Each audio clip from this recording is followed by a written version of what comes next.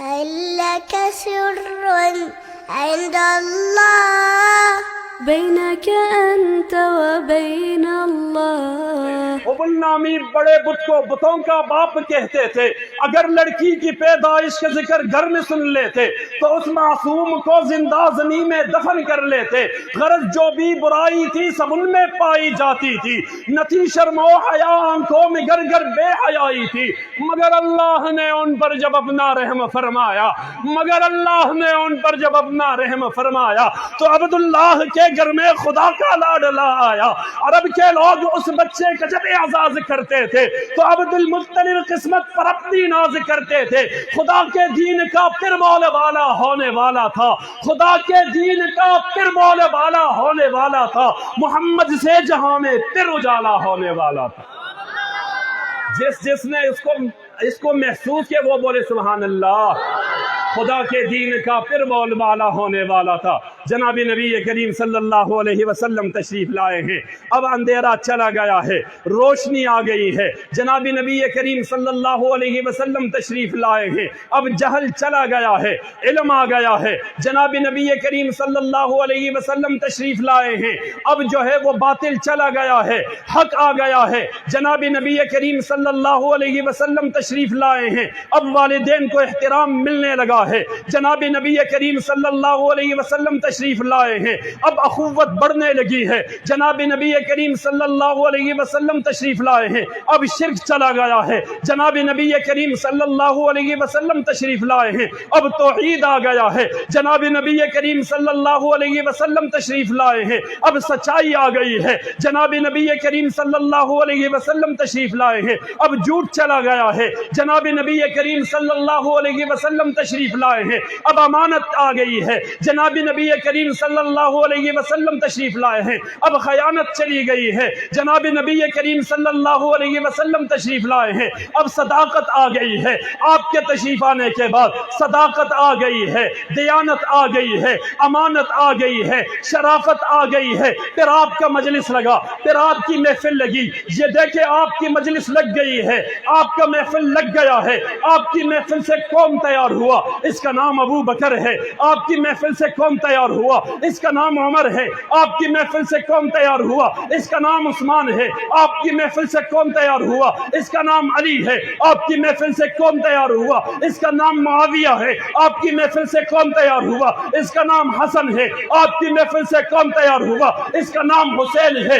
جن کا ذکر میں نہیں, کوئی مولوی نہیں, کوئی عالم نہیں, کوئی مفتی نہیں, کوئی دانشور نہیں, کوئی قاضی نہیں, کوئی وکیل نہیں, کوئی صحافی نہیں, کوئی بڑا آدمی نہیں, کوئی MNA نہیں, کوئی MPA نہیں, کوئی صدر نہیں, کوئی وزیر اعظم نہیں, بلکہ ان کے تاریخ میں قرآن کہتا ہے اولئک هم المفلحون صحابہ ہے, اولئک هم الراشدون صحابہ ہے, اولئک هم المتقون صحابہ ہے, اولئک هم المفلحون صحابہ ہے, اولئک هم المؤمنون صحابہ ہے, لهم مغفرۃ واجر عظیم صحابہ ہے, السابقون صحابہ ہے, والاولون صحابہ ہے, والانصار صحابہ ہے, والمہاجرین صحابہ ہے, والذین معه صحابہ ہے, اشداء علی الکفار صحابہ ہے, رحماء بینہم صحابہ ہے, تراہم رکعا صحابہ ہے, وسجداء صحابہ ہے, یبتغون فضلا من اللہ صحابہ ہے, ورضوانا صحابہ ہے, رضی اللہ صحابہ ہے, ورضوان صحابہ ہے. پھر مجھے کہنے دیجئے درفشانی نے تیرے قطروں کو دریا کر دیا,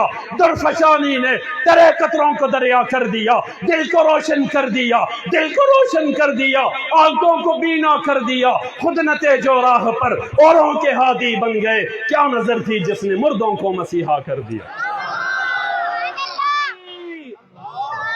شان صحابہ, عظمت صحابہ.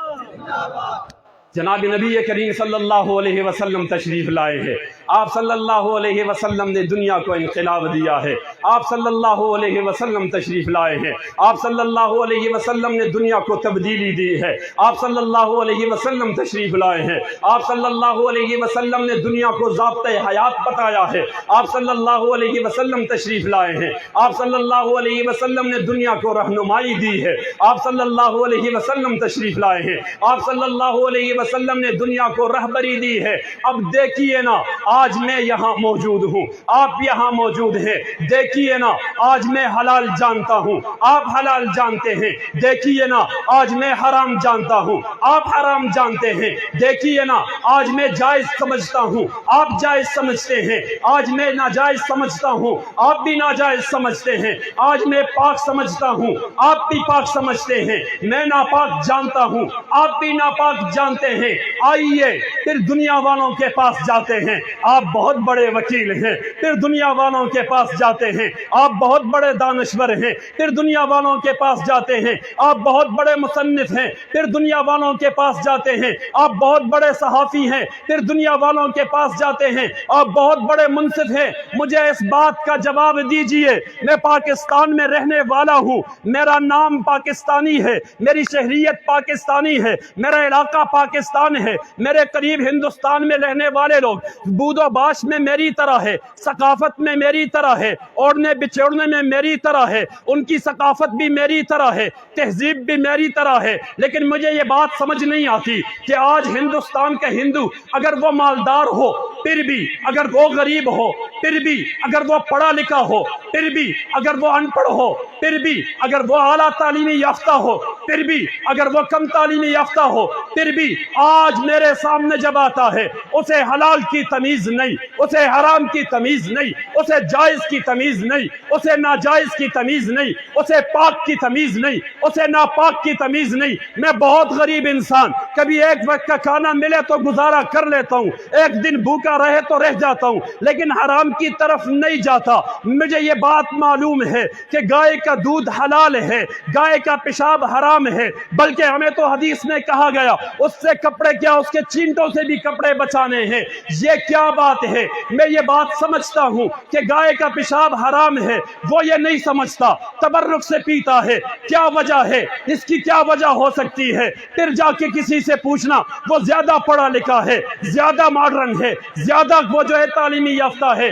اگلا بندہ آپ کو جواب کیا دے گا؟ وہ کوئی صحافی ہو تو بھی اس کا جواب یہ ہوگا، وہ کوئی وکیل ہو تو بھی اس کا جواب یہی ہوگا، وہ کوئی مصنف ہو تو بھی اس کا جواب یہی ہوگا، وہ کوئی بہت بڑا جج ہو تب بھی اس کا جواب یہی ہوگا۔ کیا جواب ہوگا؟ جواب یہ ہوگا، ہندوستان والے اور پاکستان والے، یہ ہندو، یہ مسلم، وہ کافر، یہ مسلم، یہ حلال جانتے ہیں، وہ حلال نہیں جانتے، یہ حرام سمجھتے ہیں، وہ حرام نہیں سمجھتے، یہ جائز معلوم کرتے ہیں، وہ جائز معلوم نہیں کرتے۔ اس کی بنیادی وجہ کیا ہے؟ تو وہ آپ کو جواب دے گا۔ ان کے پاس نبی کریم صلی اللہ علیہ وسلم کا نقش قدم نہیں ہے، ان کے پاس نبی کریم صلی اللہ علیہ وسلم کا نقش قدم نہیں ہے، ان کی سنت نہیں ہے، انہیں حرام میں تمیز نہیں، حلال میں تمیز نہیں، پاک میں تمیز نہیں، ناپاک میں تمیز نہیں۔ آپ جو آج 1400 سال بعد ان چیزوں میں تمیز کرتے ہیں، اس کی بنیادی وجہ جناب نبی کریم صلی اللہ علیہ وسلم ہے۔ ایک اور مثال سمجھ لیجئے، یہ دیکھیے ہم لوگ یہاں رہنے والے ہیں، یہ پاکستان ہے، ہمارے قریب اور ممالک بھی ہے۔ پاکستان کا ضلع مظفر گڑھ ہے، مظفر گڑھ کے شہر جتوئی ہے، اور جتوئی کے شہر میں کھڑے ہوئے لوگ آج آپ سے پوچھ رہا ہوں کہ آپ اپنے پورے شہر میں اپنا سب سے بڑا گناہگار آدمی نامزد کرو، سب سے بڑا گناہگار آدمی نامزد کرو جس میں تمام کبائر موجود ہو، وہ زنا بھی کرتا ہو، وہ شراب بھی پیتا ہو، وہ جوا بھی کرتا ہو، وہ رشوت بھی لیتا ہو، وہ حرام بھی کھاتا ہو، وہ جھوٹ بھی بولتا ہو، تمام کبائر اس میں موجود ہے۔ نہیں، یہ مظفر گڑھ بہت چھوٹا ضلع ہو جائے گا۔ صوبہ پنجاب کی سطح پہ گناہگار آدمی ڈھونڈتے ہیں، اس میں تمام کبائر موجود ہیں۔ نہیں، یہ بھی بہت کم ہو جائے گا۔ ہم پورے پاکستان کے سطح پہ گناہگار آدمی ڈھونڈتے ہیں، اس میں دیکھتے ہیں کہ کیا ہے، اس کے تمام یہ گناہ موجود ہے اس کے اندر۔ پوری دنیا کے مسلمانوں میں بھی گناہگار آدمی دیکھ لیں جس میں تمام گناہ موجود ہے۔ اب اس گناہگار آدمی کو اپنے پاس بلاؤ، کہو میں نے تمہیں نماز میں نہیں دیکھا، کبھی تمہیں مسجد کی طرف آتے نہیں دیکھا، جھوٹ بولتے دیکھا ہے، حرام کھاتے دیکھا ہے، رشوت کھاتے دیکھا ہے، اور یہ لوگوں کا حق کھاتے دیکھا ہے، زنا کرتے دیکھا ہے، ڈاکہ ڈالتے دیکھا ہے، چوری کرتے دیکھا ہے۔ مجھے ایک بات سمجھ نہیں آتی، تمہارے گھر میں ایک بہن ہے، آپ کے گھر میں ایک بیوی ہے، دونوں جنس سے ایک طرح کے ہیں، لیکن تم جس نگاہ سے اپنی بہن کو دیکھتے ہو اس نگاہ سے اپنی بیوی کو نہیں دیکھتے۔ جس نگاہ سے تم اب جو تعلق اپنے بہن کے ساتھ رکھتے ہو وہ بیوی کے ساتھ نہیں رکھتے۔ تم تو سارے گناہ کرنے والے ہو، پھر تمہیں یہ فرق سمجھانے والا کون ہے؟ وہ غصے میں آ کر کہے گا میں بہت بڑا گناہگار ہو جاؤں، بہت بڑا بے غیرت ہو جاؤں، لیکن کبھی ایسا نہیں ہو سکتا جو تعلق بیوی کے ساتھ قائم کروں وہ بہن کے ساتھ قائم کروں۔ کیوں نہیں ہو سکتا؟ تمہیں یہ فرق کس نے بتایا ہے؟ وہ جواب یہی دے گا کہ میں نبی کا امتی ہوں، مجھے یہ فرق کہ یہ حلال ہے، یہ حرام ہے، یہ جائز ہے، یہ ناجائز ہے، یہ پاک ہے، یہ ناپاک ہے، یہ معلوم کس نے کیا؟ یہ بتایا کس نے؟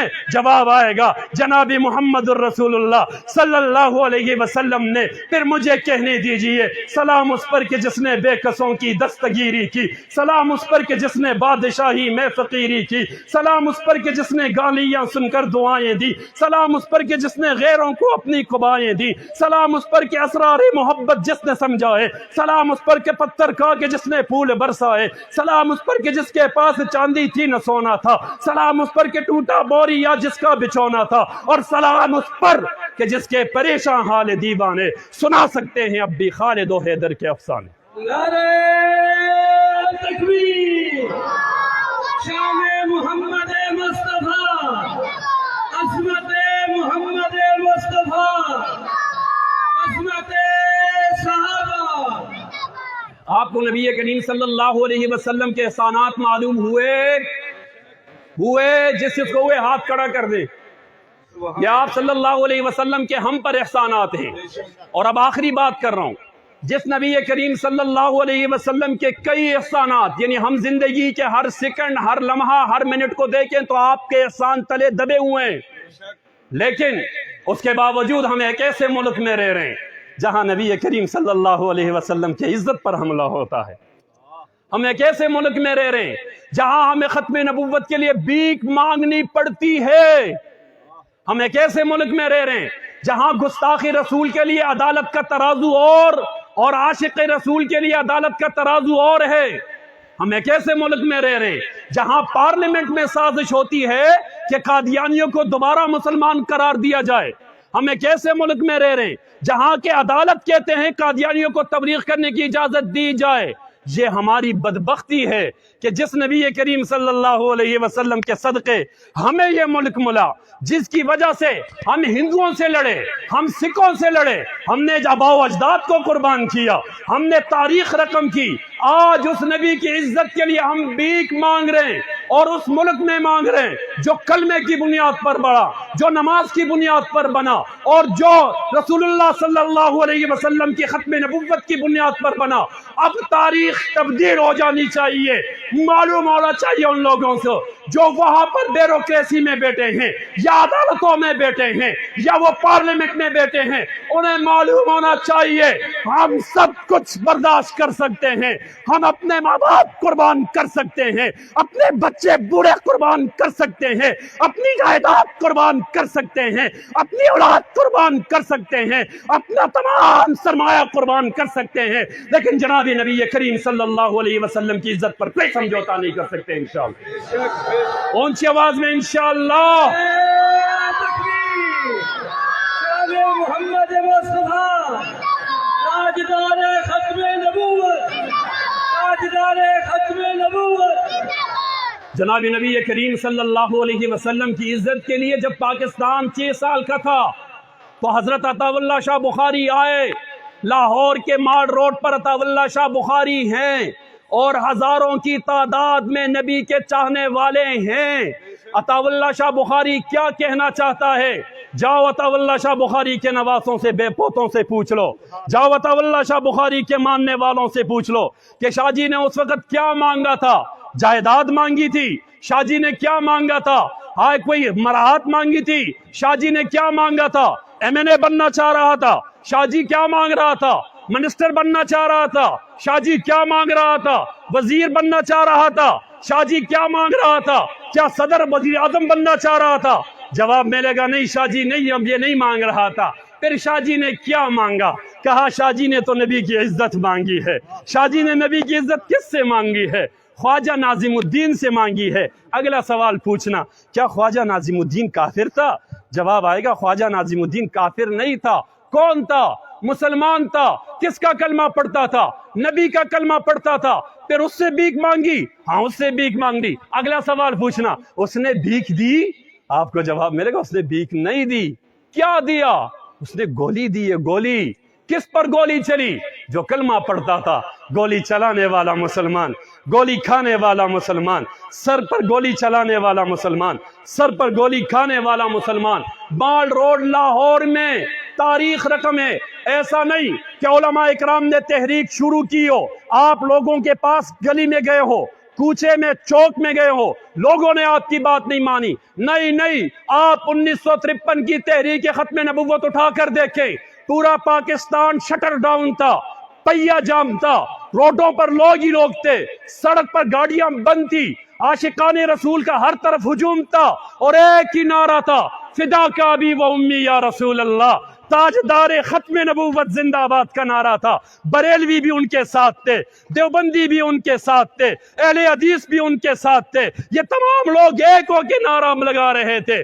کیا نعرہ لگا رہے تھے؟ یہی کہ اللہ کے نبی کی عزت کی بھیک مانگ رہے ہیں، ہمیں اللہ کے نبی کی عزت کی بھیک دی جائے. جواب میں گولی چلائی گئی. گولی چلانے والا مسلمان ہے، گولی کھانے والا مسلمان ہے، گولی چلانے والا نبی کا چاہنے والا، گولی کھانے والا نبی کا چاہنے والا، گولی چلانے والا بھی نبی کریم صلی اللہ علیہ وسلم کا کلمہ پڑھنے والا، گولی کھانے والا بھی نبی کریم صلی اللہ علیہ وسلم کا کلمہ پڑھنے والا. پھر کیا ہوا؟ پورے ایک دن گولی چلی. صبح کے 9 بجے سے لے کر شام کے 5 بجے تک گولی چلانے والوں نے گولی چلائی، گولی کھانے والوں نے گولی کھائی. گولی کھا کر اللہ کے نبی پر فدا ہو گئے، لیکن راستے سے نہیں ہٹے. 10,500 لوگ شہید ہوئے، لیکن ختم نبوت کی بھیک نہیں دی گئی. پھر تاریخ اٹھا کر دیکھیے، یہ 1973 کی تاریخ ہے. اب کیا ہے؟ قادیانی دندناتے پھر رہے ہیں. یہ ربوہ کا اسٹیشن ہے، یہاں پر قادیانی وہاں نعرے لگا رہے ہیں. مسلمانوں نے جواب میں نعرہ دیا، قادیانی بپر گئے ہیں. اب دوبارہ تحریک اٹھی. اب تحریک کے سرخیل کون ہے؟ مولانا محمد یوسف بنوری رحمہ اللہ ہے. تحریک کے روح رواں کون ہے؟ مولانا مفتی محمود رحمہ اللہ ہے. تحریک کے روح رواں کون ہے؟ مولانا شاہ احمد نورانی رحمہ اللہ ہے. اور کون ہے؟ مولانا غلام غوث ہزاروی رحمہ اللہ ہے. یہ تحریک کے روح رواں ہیں. پوری تحریک چلی. اب بھیک مانگنے والا یوسف بنوری ہے، اس کی قیادت میں اللہ کے نبی کی عزت کی بھیک مانگی جا رہی ہے. اور بھیک دینے والا وہ بھٹو ہے. اور یہاں پر اتنی کامیابی ضرور ہوئی کہ آئین میں لکھا گیا قادیانی کافر ہے، اپنی عبادت گاہ کو مسجد نہیں کہہ سکتے. قادیانی کافر ہے، اپنی کتاب کو قرآن نہیں کہہ سکتے. قادیانی کافر ہے، خود کو مسلمان نہیں کہہ سکتے. پھر تاریخ اٹھا کر دیکھے، ضیاء الحق بیٹھا ہوا ہے اقتدار میں، اور ضیاء الحق سے بھیک مانگنے والا خواجہ خان محمد رحمہ اللہ ہے. پھر دوبارہ تحریک چلی ہے. یہ کون ہے؟ اس وقت تحریک میں مولانا فضل الرحمان صاحب ہیں. وہ بھیک مانگ رہے اللہ کے نبی کی عزت کی. اور بھیک دینے والا کون ہے؟ یوسف رضا گیلانی آپ کے ملتان کا. آئے مولانا فضل الرحمان نے مراعات مانگی؟ نہیں، مراعات نہیں مانگی. مولانا فضل الرحمان نے اپنی ذات کی جنگ لڑی، ذات کی جنگ نہیں لڑی. اس نے آج سے چند مہینے پہلے سپریم کورٹ میں کھڑے ہو کر کہا کہ 72 سال کی زندگی میں آج پہلی بار سپریم کورٹ یا کسی عدالت میں حاضر ہوا ہوں. حاضر ہونے کی وجہ مجھ پہ کوئی کرپشن کا الزام نہیں ہے. حاضر ہونے کی وجہ مجھ پر کوئی بددیانتی کا الزام نہیں ہے، کوئی سیاسی کیس نہیں ہے، بلکہ یہاں بھی جولی پلا کر کہہ رہا ہوں مجھے محمد رسول اللہ کی عزت کی بھیک دی جائے. تکبیر! تاجدار ختم نبوت حضرت مولانا فضل الرحمان، مولانا فضل الرحمان. یہ علماء دیوبند کا کردار ہے، لیکن تاریخ کو تبدیل ہو جانا چاہیے. اب علماء دیوبند کے فرزند پارلیمنٹ میں نظر آنے چاہیے. تاریخ کو تبدیل ہونا چاہیے. اب علماء دیوبند کے فرزند صدر اور وزیر اعظم کے منصب پہ نظر آنے چاہیے. تاریخ کو تبدیل ہونا چاہیے. اب علماء دیوبند کے فرزند گورنر ہاؤس، وزیر اعلیٰ ہاؤس میں ہونا چاہیے. جو بھیک مانگتے تھے اب وہ بھیک دینے والے ہوں، اور جو بھیک دینے والے تھے وہ دروازے پہ کھڑے ہو کر بھیک مانگنے والے ہوں. یہ تاریخ تبدیل ہو سکتی ہے. کیسے ہو سکتی ہے؟ جس دن تمہارے دل کے اندر چنگاری اٹھ جائے اور اعلان کر دو کہ میں تمام دنیا و ما فیہا سے زیادہ محمد الرسول اللہ سے محبت کرتا ہوں، میں سب کچھ قربان کروں گا، محمد الرسول اللہ سے وفا کروں گا انشاءاللہ، اونچی آواز میں انشاءاللہ۔ اور آخر میں مانسرہ سے آیا ہوں، وہاں کے ایک درویش کی ایک بات سنانا چاہتا ہوں، اور یہ بات بھی اس کے مطابق سنانا چاہتا ہوں۔ ہمارے علماء دیوبند نے کردار ادا کیا ہے۔ ہمارے مانسرے کے ایک درویش کا نام مولانا غلام غوث ہزاروی رحمہ اللہ تھا۔ اللہ اللہ، مولانا غلام غوث ہزاروی رحمہ اللہ تھا۔ مولانا غلام غوث ہزاروی رحمہ اللہ بہت بڑے عالم تھے۔ مولانا غلام غوث ہزاروی رحمہ اللہ وقت کے بہت بڑے مدبر تھے۔ مولانا غلام غوث ہزاروی رحمہ اللہ اچھے سیاستدان تھے۔ اپنے علاقے سے MNA بھی منتخب ہوئے، MPA بھی منتخب ہوئے، لیکن گھر کچا ہے۔ مولانا غلام غوث ہزاروی رحمہ اللہ اس گھر میں بیٹے ہیں، ایک ہی بیٹا ہے، زین العابدین نام ہے۔ وہ بیٹا بالکل بیماری کی حالت میں دنیا سے رخصت ہونے والا، حضرت ہزاروی رحمہ اللہ خود حکیم ہے، اس کے لیے دوائی بنا رہے ہیں۔ دروازے پہ دستک ہوئی ہے، بابا گئے، دروازہ کھولا۔ دروازہ کھولنے کے بعد بابا دیکھتے ہیں ایک شخص آیا ہوا ہے۔ کیا کام ہے؟ کہا وہ میں جابا بلاکوٹ آپ کے قریب والے علاقے سے آیا ہوں۔ ہاں آئے ہو تو کیا ہوا؟ وہاں قادیانی آئے ہوئے ہیں، تبلیغ کر رہے ہیں، اپنی بات سمجھا رہے ہیں، اور چیلنج کر کے کہتے ہیں ہے کوئی مولانا صاحب جو ہم سے بات کر سکے، ہے کوئی عالم الدین جو ہم سے بات کر سکے؟ ہم اور کوئی نہیں کر سکتے، ہم آپ کے پاس آئے ہیں، بابا آئیے ہمارے ساتھ جائیے، ان کو جواب دیجئے۔ میرا تخیل کہتا ہے غلام غوث ہزاروی وہ بھی انسان تھا، بشری تقاضا ہے، بیٹا ہے، آخری وقت ہے، دنیا سے رخصت ہو رہا، اس نے سوچا ہوگا میرا بیٹا دنیا میں چند گھنٹوں کا مہمان، اس کو رخصت کر دوں۔ لیکن میرا تخیل یہ کہتا ہے جب بابا کے ذہن میں جیسے یہ بات آئی ہوگی، اس بندے نے آواز دی ہوگی اچھا بابا، آج جب نبی کی عزت کی بات آئی، آج جب نبی کی عزت ختم نبوت کی بات آئی تو تمہیں بیٹا عزیز ہو گیا، میں بروز محشر محمد الرسول اللہ سے گلہ کروں گا، میں بروز محشر محمد الرسول اللہ سے گلہ کروں گا۔ کہتے ہیں بابا آئے، بیٹے کو یوں دیکھا، اپنی گٹھری اٹھائی، سیدھا اس کے ساتھ چل پڑے۔ کہتے ہیں وہاں بسیں چلا کرتی تھی، GTS بسیں چلا کرتی تھی، اس کے انتظار میں کھڑے، بس آ گئی ہے، بابا نے ایک پاؤں یوں رکھا ہے اور پیچھے سے ایک شخص دوڑتا ہوا آیا، بابا رک جائیے، بابا رک جائیے۔ بابا نے یوں پیچھے مڑ کر دیکھا، کیا ہوا؟ کہا وہ آپ کا اکلوتا بیٹا، آپ کا دوسرا بیٹا کوئی نہیں ہے، وہ دنیا سے چلا گیا ہے، وہ فوت ہو گیا ہے۔ آپ کی گھر والی کہہ رہی اس کا جنازہ پڑھا کر جاؤ، اس کا جنازہ پڑھا کر جاؤ، انہیں دفن کر کے جاؤ۔ بابا کے عشق پر قربان جاؤں، بابا کی محبت پر قربان جاؤں۔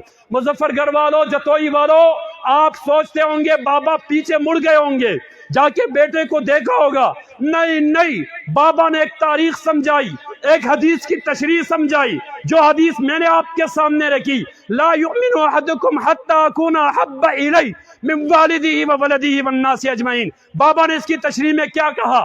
کہتے ہیں وہ پائیدان سے پاؤں بھی نیچے نہیں کیا، یوں پاؤں رکھا ہوا، پیچھے مڑ کے یوں کہہ رہے جاؤ اس کی والدہ سے کہو میں نبی کی عزت کے دفاع کے لیے جا رہا ہوں، نبی کی ختم نبوت کا دفاع فرض عین ہے، اور میرے بیٹے کا جنازہ فرض کفایہ ہے، جنازہ پڑھانے والے بہت مل جائیں گے، مجھے نبی کی عزت کا دفاع کرنے کے لیے جانا ہے، اور میں جا کے رہوں گا۔ میرا تخیل یہ ہے کہ بابا ہماری تربیت کے لیے سب کچھ کر رہے تھے، آج بھی ہمارے لیے یہی سبق ہے کہ ایک طرف اگر اس طرف بڑی قربانی دینی پڑے اور دوسری طرف نبی سے محبت کرنی پڑے، کریں گے انشاءاللہ، اونچی آواز میں انشاءاللہ۔ جس کا ارادہ ہے انشاءاللہ اونچی آواز میں بولے انشاءاللہ۔ آپ کا یہ جذبہ سلامت ہو، پھر مجھے کہنے دیجئے قُلْ إِنْ كَانَ آبَاؤُكُمْ وَأَبْنَاؤُكُمْ وَإِخْوَانُكُمْ وَأَزْوَاجُكُمْ وَعَشِيرَتُكُمْ وَأَمْوَالٌ اقْتَرَفْتُمُوهَا وَتِجَارَةٌ تَخْشَوْنَ كَسَادَهَا وَمَسَاكِنُ تَرْضَوْنَهَا أَحَبَّ إِلَيْكُم مِّنَ اللَّهِ وَرَسُولِهِ وَجِهَادٍ فِي سَبِيلِهِ إِلَى آخر الآیہ۔ ترجمہ اپنے ذوق کے مطابق کرتا ہوں۔ اے غازی یہ تیرے پراسرار بندے جنہیں تو نے بخشا ہے ذوق خدائی، دو نیم ان کی ٹھوکر سے صحرا و دریا، سمٹ کر پہاڑ ان کی کی ہے بدسرائی، شہادت ہے مطلوب مقصود مومن، نہ مالی غنیمت نہ کشور کشائی، قل ان کان آباؤکم وابناؤکم واخوانکم وازواجکم الی آخر الآیہ۔ ترجمہ اپنے ذوق کے مطابق، محمد کی غلامی دین حق کی شرط اول ہے، اسی میں ہو اگر خامی تو سب کچھ نامکمل ہے۔ قل ان کان آباؤکم وابناؤکم واخوانکم وازواجکم وعشیرتکم الی آخر الآیہ۔ ترجمہ اپنے ذوق کے مطابق، کی محمد سے وفا تو نے تو ہم تیرے ہیں، کی محمد سے وفا تو نے تو ہم تیرے ہیں، یہ جہاں چیز ہے کیا، لوح و قلم تیرے ہیں۔ قل ان کان آباؤکم وابناؤکم واخوانکم وازواجکم وعشیرتکم واموال اقترفتموها الی آخر الآیہ۔ اپنے ذوق کے مطابق ترجمہ، نماز اچھی، روزہ اچھا، زکوٰۃ اچھی، حج اچھا، نماز اچھی، روزہ اچھا، زکوٰۃ اچھی، حج اچھا، نماز اچھی، روزہ اچھا، زکوٰۃ اچھی، حج اچھا، مگر میں باوجود اس کے مسلمان ہو نہیں سکتا، نہ جب تک کٹ مروں میں خواجہ بطحا کی عزت پر، خدا شاہد ہے کامل میرا ایمان ہو نہیں سکتا۔ انشاءاللہ ایک طرف جائیداد ہو، انشاءاللہ ایک طرف اولاد ہو، انشاءاللہ ایک طرف اپنا مال ہو، انشاءاللہ ایک طرف اپنا تمام سرمایہ ہو، اور دوسری طرف نبی کی عزت ہو، نبی کی ختم نبوت ہو، نبی کی عزت پر، ختم نبوت پر بچے قربان کرنے پڑے، بڑے قربان کرنے پڑے، رشتہ داریاں قربان کرنی پڑی، اقارب قربان کرنے پڑے، دولت قربان کرنی پڑی، مال قربان کرنا پڑا، جائیداد قربان کرنے پڑے، اور اسی طرح زمین قربان کرنی پڑی، سر قربان کرنے پڑے۔ کریں گے انشاءاللہ، اونچی آواز میں انشاءاللہ۔ جس کا یہ ارادہ ہے دونوں ہاتھ کھڑے کر دیں، دونوں ہاتھ کھڑے کریں، خود بھی کھڑے ہو جائیں، یا اللہ کے نبی سے ہمارا وعدہ ہے، خود بھی کھڑے ہو جائیں، دونوں ہاتھ یوں کھڑے کریں اور اس ہاتھ کو شائستگی سے یوں ہلائیں۔ یہ حضرت مفتی صاحب کی طرف سے وعدہ لے رہا ہوں، یہ وعدہ لے رہا ہوں کہ جب بھی ہم پر جس طرح بھی حالات آئے، ختم نبوت کے لیے، ناموس رسالت کے لیے، ہم سب کچھ قربان کریں گے انشاءاللہ۔ دونوں ہاتھ کھڑے کر کے انشاءاللہ۔ آپ کے ان ہاتھوں کو سلامت دیکھتا ہوں اور یوں کہتا ہوں، باطل سے دبنے والے اے آسمان نہیں، ہم سو بار کر چکا ہے تو امتحان ہمارا، توحید کی امانت سینوں میں ہے ہمارے، آسان نہیں مٹانا ناممکن۔